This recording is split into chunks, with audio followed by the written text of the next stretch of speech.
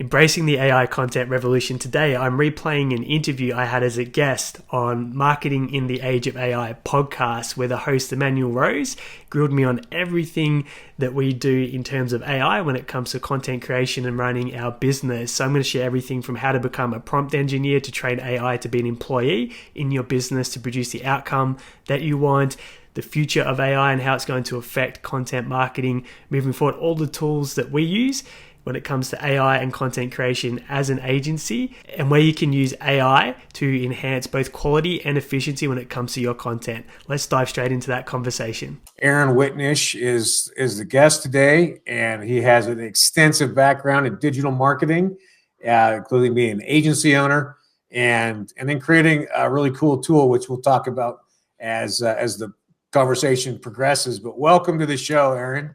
Thanks, Emmanuel. I'm really excited to chat to you today. I'm so glad.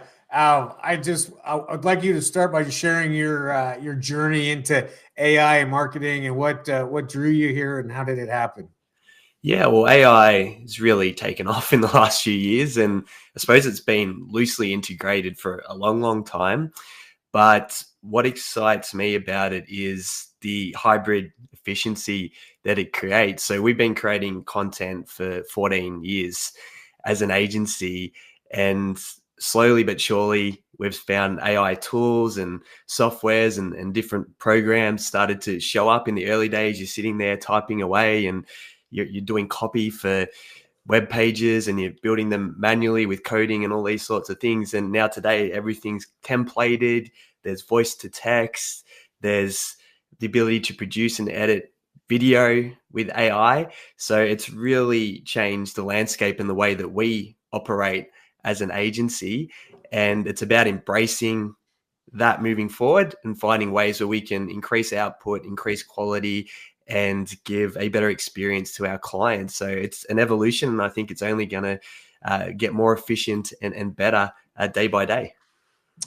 Yeah, I think that's cool, and I'm with you there. It's amazing if you just take a product like Canva and what you're able to do visually now with that, and what it took even 5 years ago with the Adobe suite, right? How big that change has been. Well, Canva's, interestingly enough, we do most of our presentations now, create all the visuals through that tool, and it's so inexpensive as opposed to when you used to have graphic designers and pay for people with those skill sets. So it's really exciting when you're an agency owner, when you've got tools like this that really make it a leaner operation and also increase the speed at which you can turn things around. Yeah, no, both those things makes it for a small agency to be able to be super competitive and with the same kind of quality that the bigger agencies do. So yeah, that's cool. Well, how do you think that AI is transforming the traditional marketing strategies? What's the impact that we're seeing? Well, now it's because AI can be extremely intuitive. We're finding that in advertising, in copywriting, if you can train AI well, it can almost be like an employee of your business.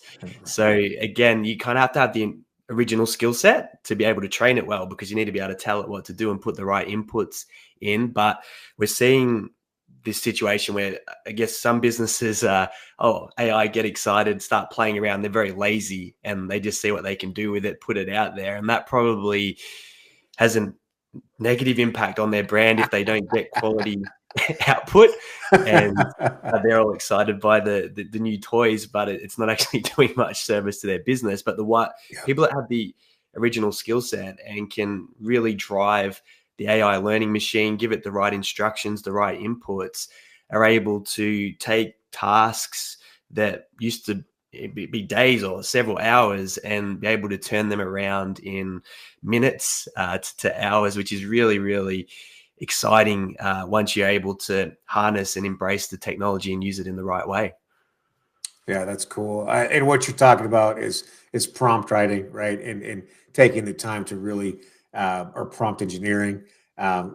So do you have, can you share with us one or two of your prompt writing hacks, or how you start with a project, a new project?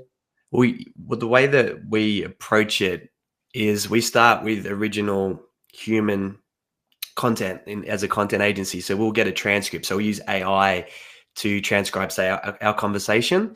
And then we'll take that transcription to an AI learning machine, let's say ChatGPT, everyone's kind of familiar with that. Yep. And then we'll give, when we're creating that project, we'll give the tool a name, so that's like an employee of the company, and then we're constantly training it. So we're giving it prompts. This is the as much data as we can. This is the target audience. This is the style that we want to write in. Here's some examples. Do you understand? And we're constantly confirming that it understands.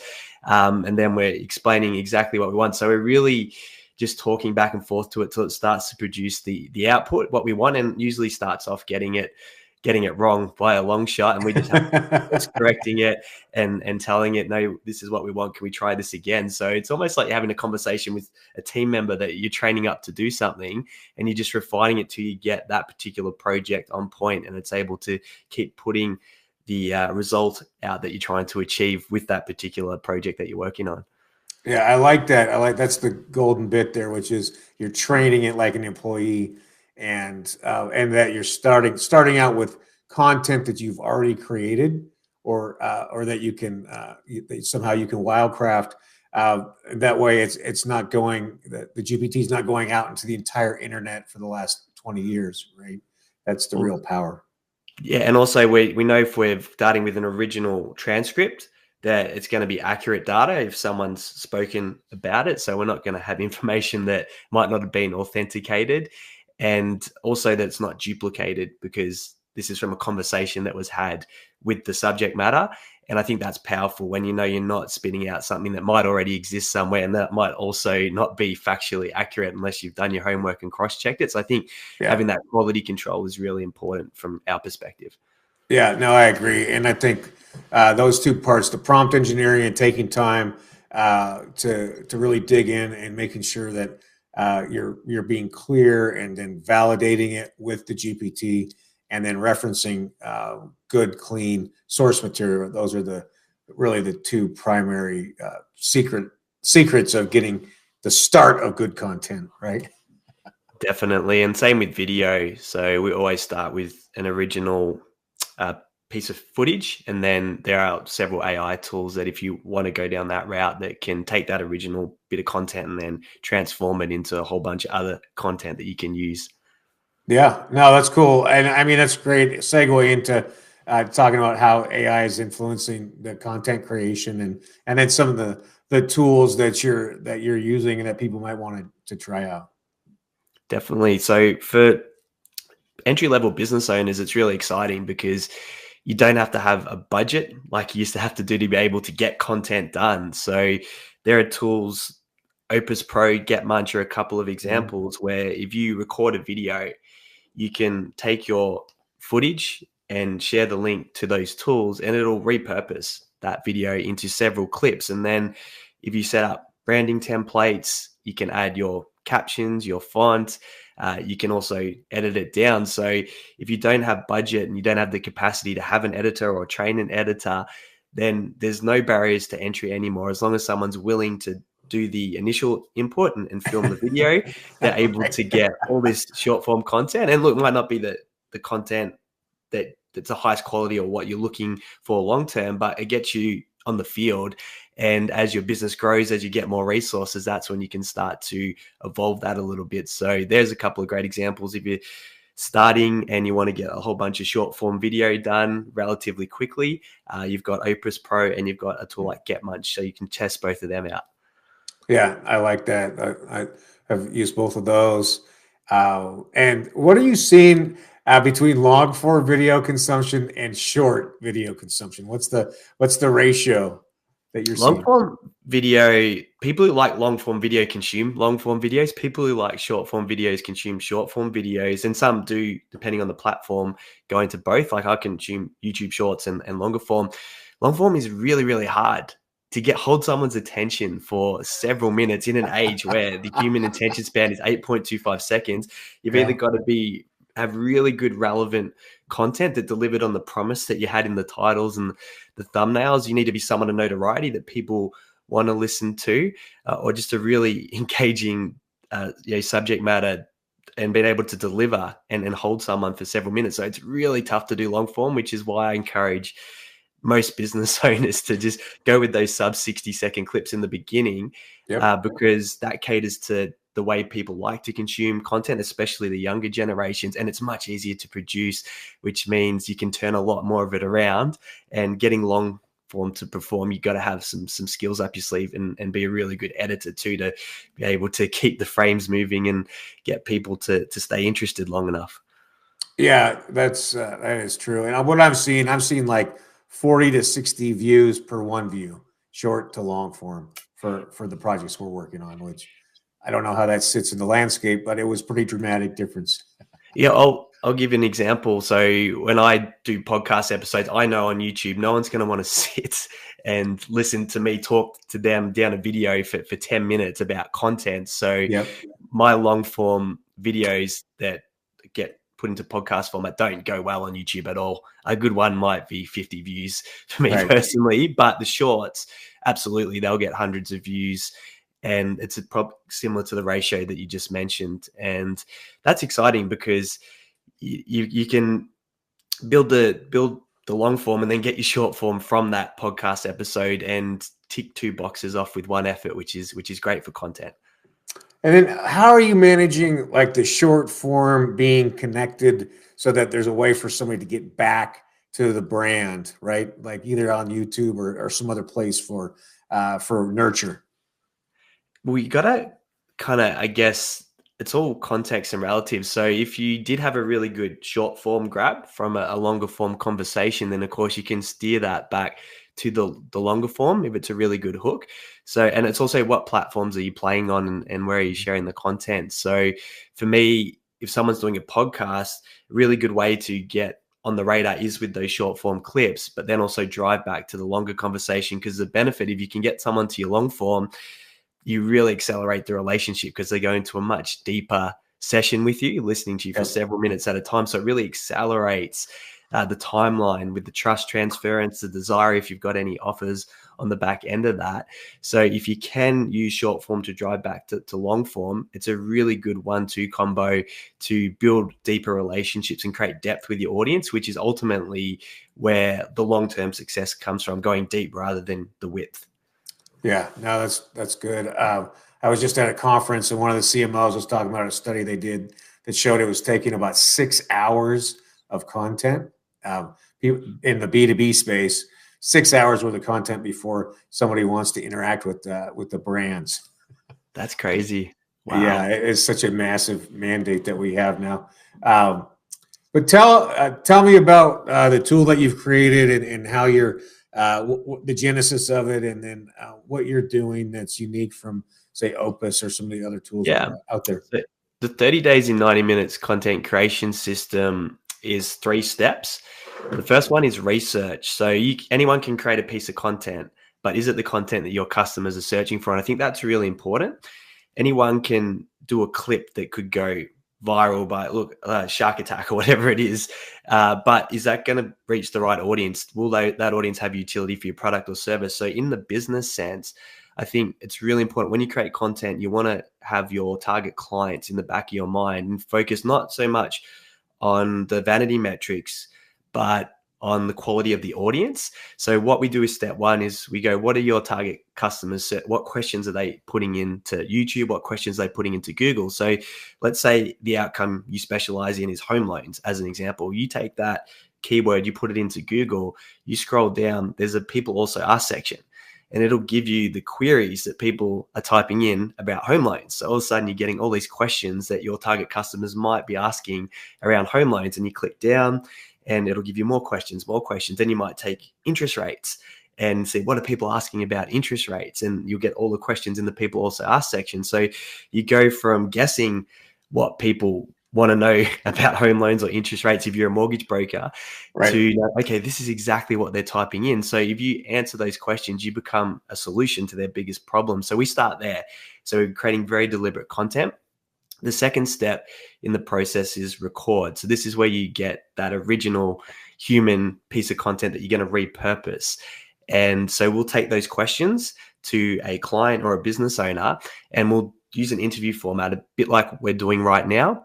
Yep. and we'll ask those questions. So the business is answering the questions that their target client is searching for. So that's our original piece of content. Now, when we repurpose it, we use our editors. So we use AI to get the transcript, and then we rewrite that with our team. Shell's our copywriter, but with the videos, we also cut that, because the challenge with the AI tools is that it intuitively cuts. So it doesn't necessarily get the clip for the corresponding question that you were trying Right. to answer, which is the content that's going to show up in the right places for the target clients and in the search results, etc. So we'll go and use an editing team to cut those clips that we're after for the relevant content. So we might have 12 questions a month that we ask a client. Our editors will go through and cut 12 short form pieces of content. Our copywriting team will take the transcript and rewrite several pieces of written content. So we've got 2 formats, and then they're ready to go out across social media. But as I mentioned, if someone didn't have a budget, didn't have the ability to get an editor, you do have your tools like Opus that can repurpose that video for you. It just might not get the clips that you're targeting, but it will give you some clips to work with. So you're using with this tool, it's kind of it's a combination of done with you, done for you, and AI tools. Is that accurate? Correct. I Okay. think one of the best things about having the faces and the humans of the business on social media is it increases trust for that business. So there's a lot of synthetic content going around. There's a lot of people taking shortcuts. When you see the people and it's authentic and it's very real, like you get with a conversational approach, that's the great thing about interview. People are a much more natural version of themselves than if they're staring down a camera with a script trying to do a take. That And happens. yeah, exactly. So we find that it gets this very organic content that really resonates with the right people. And that's ultimately what helps businesses transact when they feel like they're doing business with someone they trust, as opposed to a brand or something that might be synthetic, which creates discernment, because there's so much fake news. There's so many unsolicited text, emails, messages that at the end of the day, people want that human connection. Yeah, I agree with you 100% that it's the advent of the tools has kind of brought back this spray and pray mentality amongst marketers, and it's made it more difficult in some ways for those of us who are not participating that way. In some ways, it makes it easier, like you're talking about. You know, the more you can humanize your brand and have the people who own, manage, who founded it, those parts of the business participating and speaking to the product or service, then we have an advantage over just this faceless AI bot. Yeah, well, there'll be more and more AI content in circulation. And the truth is, people that like AI content will get shown AI content. The algorithm's really, really smart. Yep. People who like more of that human generated content that isn't synthetic will get shown more of that content. So it's not a matter of will AI dominate or ruin content. The algorithm's smart enough to know what people want to consume and what they want to see. So they're going to cater someone's content experience to that. So I don't think people need to put the fear to the side and really trust the algorithms. They do know what they're doing. Yeah, that's true. Well, what advice would you give to marketers who are just beginning to dig in and integrate AI products or services into their campaigns? Start with that original human input. So whether that's an interview, a conversation, so that way you know what you're repurposing with AI is that original, because that does separate you from someone that is spitting out duplicates, that is taking shortcut, that isn't putting their face out there. And the best way to do it is what I said with the 30 days in 90 minutes. Just have conversations with a team member, with a colleague, especially if you don't have a budget to invest in editors and external team, because you'll get that really organic way of showing up in that conversation. And use the AI tools for efficiency and repurposing and getting your content from there. And realize that you're going to get better, that you got to get started. If you look at anyone's content early days, it's going to suck. And when you get better at delivery, better at conversation, you get more feedback about what your audience likes and responds to, then you can start to cater to that. But the other thing I would also encourage people to do is see where you can specialize. On your profile, can you say what you do to differentiate you? So let's say you're a content agency. Well, there's hundreds of content agencies out there. What's the outcome that you specialize in? So if you can, let's say you're that mortgage broker again, don't put mortgage broker, put 7 days to home loan pre-approval on your profile. So that instantly says, okay, that's the outcome that we specializes in. That's what we're different. So if you're putting content out there and people go back to your profile, they can instantly go, oh, that's the problem that I need solved, or it's not. And that's going to really help qualify the inquiries and your ability to generate business from content. So there are a few tips that I think are pretty handy. Nice, Aaron. I appreciate that. That's good. Good stuff. Tell me how I can get in touch with you. Give me some contact information. We have the system that we use to create this content available for free at contentonly.au. So there's a tutorial, a video that walks through exactly how we do it. So for business owners that want to go ahead and implement it internally, we've got no problems with that. Go ahead, set it up, follow the system. We just want people to create great content that grows their business.